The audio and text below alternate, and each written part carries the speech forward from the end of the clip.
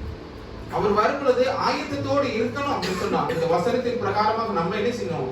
காத்துக்கொள்ள வேண்டும். இங்க கொலோசியர் நிருபத்திலையும் பவுல் கூறக்கூடிய அறிவுரையை பார்த்தோம்னா, புறம்பே இருக்கிறவர்களுக்கு முன்பாக ஞானமாய் நடந்து காலத்தை பிரயோஜனப்படுத்தணும் தான் சொல்லுது. அப்ப காலத்தை நன்றாக பயன்படுத்தணும். அப்படின்னா என்ன? எதுக்கு பயன்படுத்தணும் சொன்னா, வீணான சிந்தைகள் நமக்குள்ளாக வரக்கூடாது. எப்படி பயன்படுத்தலாம் சொன்னா, வீணான சிந்தைகள் வரக்கூடாது, வீணான பேச்சுகள் வரக்கூடாது. கர்த்தருக்கு மகிமையை கொண்டு வராத செயல்கள் எல்லாமே என்ன செய்யணும்? தேவனுக்கு புறமான காரியம் தான். கர்த்தருக்கு மகிமையை கொண்டு வரக்கூடிய செயல்கள் நம்ம ஈடுபடணும். கர்த்தருக்கு மகிமையை கொண்டு வரக்கூடிய பேச்சுகள் நமக்குள்ள இருக்கணும். கர்த்தருக்கு மகிமையை கொண்டு வரக்கூடிய பார்வைகள் நமக்குள்ள இருக்கணும். கர்த்தருக்கு மகிமையை கொண்டு வரக்கூடிய எண்ணங்கள் நமக்குள்ள இருக்கணும். இப்படி இருந்தால் மட்டும்தான் தேவனுக்கு பிரியமானவர்களாக நம்ம நடந்து கொள்ள முடியும். காலத்துக்கு பிரயோஜனமாக நம்ம என்ன செய்ய முடியும்? கொண்டு செல்ல முடியும். 1 கொரிந்தியர் 10:37 படியாக, எதை பேசினாலும் எதை செய்தாலும் கர்த்தருக்கு மகிமை கொண்டு வருவேன். எதை பேசினாலும் எதை செய்தாலும் கர்த்தருக்கு மகிமையை கொண்டு வருவேன் அப்படிங்கிறத ஒரு உறுதியான தீர்மானத்தை நம்மளும் எடுக்கணும். அதுல எப்படி சொல்லிருக்கு, இதுல எப்படி சொல்லிருக்கு? நம்ம ஜெபத்துல வல்லவர்கள் அப்படின்னா, ஜெபத்துல பயங்கரமா வேத வசனத்தை சொல்லி அது மாதிரி யாரும் வேத வசனத்தை சொல்லுவாங்க, நடத்தையில இருக்குதா அப்படிங்கிறது. நம்ம ஜெபத்துல ஒரு வேத வசனத்தை சொல்றோம், நடத்தையில இருக்குதா, அது நம்ம செயல்ல இருக்கிறோமா அப்படிங்கறத நம்ம என்ன செய்யணும்? சிந்திக்கணும். அப்போ ஒரு கருத்தான ஒரு தீர்மானத்தை எடுத்து அதன்படியாக ஒவ்வொரு நாளும் என்ன செய்யணும்? நடக்கணும். காரணம், நியாய தீர்ப்பு நாள்ல நம்முடைய சிந்தை, சொல், செயல், நேரம், தாழ்ந்து, பணம் இது எல்லாவற்றுக்காக நம்ம என்ன செய்யணும்? கணக்கு கொடுக்க வேண்டிய நபர்களாக நம்ம காணப்படுகிறோம். கணக்கு ஒப்புவிக்கக்கூடிய ஒரு நபர்களாக ஒரு ரெஸ்பான்சிபிலிட்டி நமக்கு இருக்கு. ஆக்சுவலி இது கணக்கு கொடுக்கணும் அக்கௌண்டபிலிட்டி. நம்ம இதுக்கெல்லாம் அக்கௌண்டபிளா இருக்கும். இதுக்கு எல்லாத்துக்கும் நம்ம கணக்கு கொடுக்கக்கூடிய நபர்களாக இருக்கும். 17வது வசனத்தை பார்க்கும்போது, கர்த்தருடைய சித்தத்தை உணர்ந்து கொள்ளுங்க. கர்த்தருடைய சித்தத்தை உணர்ந்து கொள்ளுங்க. அவருடைய சித்தம் நமக்குள்ளாக எப்படி இருக்கு? இந்த நாட்கள்ல நமக்கென்று கர்த்தர் வைத்திருக்கக்கூடியதான சித்தம் என்ன அப்படிங்கிறத உணர்ந்து செயல்படணும். விசுவாசிகள் எல்லாருக்கும் பொதுவான சித்தமாகிய ஒரு சித்தம் இருக்கிறது. என்ன சித்தம்? ஒரு பரிசுத்தம், நன்றி செலுத்துவதை பத்தி, நன்மை செய்து புத்தியீனமான மனிதரின் அறியாமை அடக்குவது, இதெல்லாம் தான் நம்முடைய சித்தமாக இருக்கு. அப்படிதானே? 1 தெசலோனிக்கேயர் 4:3 பிரகாரமாக, 5:18 பிரகாரமாக. அப்போ புத்தியீனமான மனிதரின் அறியாமை அடக்குவது அப்படிங்கும்போது நமக்கு இந்த சித்தங்கள்லாம் இருக்குது. இப்படி குறிப்பிட்ட இதெல்லாம் வேதாந்தத்துல நமக்கு ஃபாலோ பண்ணுவதற்காக கொடுக்கப்பட்டிருக்கு.